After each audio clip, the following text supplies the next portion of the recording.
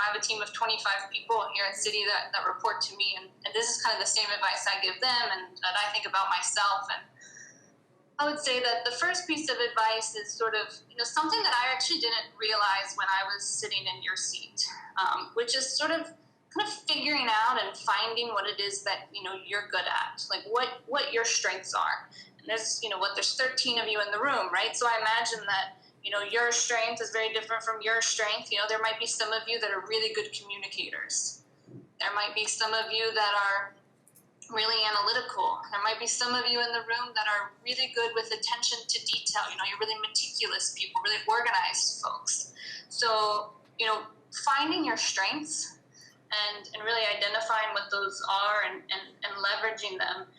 I've seen in my experience, the people that do tend to have the most success are people who are aware of what they're good at and really leverage what they're good at. And for me, maybe that's learning languages and building, relationships with people from other cultures. Maybe that's my strength.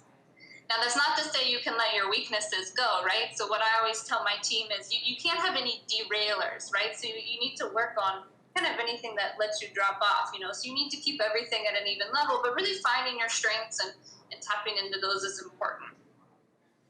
I would also say preparation.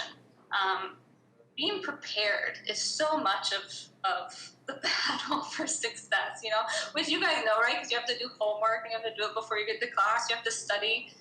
That's all part of preparation, right?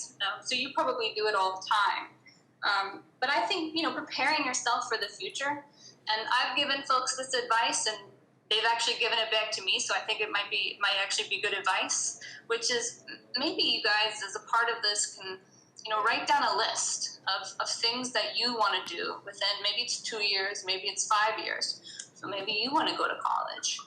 Maybe you want to do a study abroad program. Maybe you'd like to learn another language. Maybe you'd like to have a part-time job. Write down what maybe those, 5 or 6 things are that you see yourself doing or accomplishing within the next few years, and then start working backwards from there. So, this is what I want, sort of preparing yourself for the future. So what do you need to do to get there? Do you need to do, to take a certain class in high school to help you sort of boost your profile for what it is you want to do in college or the college you want to get into? I guess the last piece of advice, which is something that I always try and keep in mind, is really approaching the world from a place of curiosity. Let curiosity be your home base for emotion. I think that if you do that, it will really change your outlook on so many things. And this has been something that I actually have to keep in my mind all the time at work. I don't always practice what I preach, but whenever I'm thinking about, okay, why are we, when someone asks me to do something, or maybe when I'm having a conflict, I think, okay, help me understand, or why is it that we're approaching the problem in this way? So, and that even sort of expands to some of the things that I've done, sort of having that curiosity, wanting to travel to new places and meet people and having respect for people from other cultures. I think it's really important. And as global as, my life is, you're going to go on to work probably in big companies and have an even more global experience than I have. So sort of thinking about that now and embedding that in who you are, approaching the world from a place of curiosity, I think will serve you well as you do enter into, the college where you're around people from different backgrounds and cultures, and as you then go into the workforce and you're exposed and having to work with people from all over the world.